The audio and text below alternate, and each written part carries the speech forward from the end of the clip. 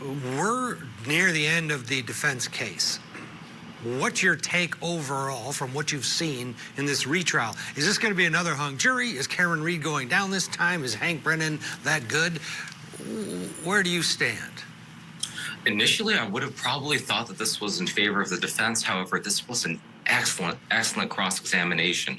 I'd say this expert did a great job of establishing some doubt as to the way the investigation was done regarding this expert's conclusions regarding the taillight and also regarding the snags to the hoodie.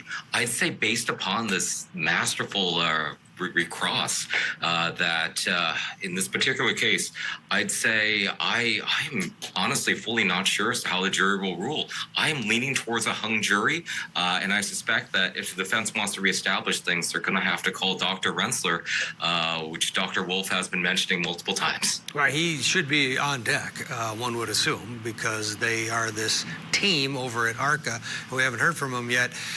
What's your take on the defense strategy not to call Proctor, which we don't think they're going to do? I mean, their case isn't over. They might, but it sure doesn't seem like it. And not to bring on Higgins or anybody in the House, really, that the Commonwealth hasn't already brought on. Why not bring those other people in if you're assertion as jury is that John O'Keefe went into the house? Shouldn't the juries be able to see these people, or is that the problem? As the defense, it's better to not see them and just hear stories about them. What's your take? I think that you raised an excellent point. It's one of those things where if the defense feels confident in the evidence they currently have, then they don't want to potentially bring in people who could ultimately end up being hostile witnesses, especially if they like the evidence so far.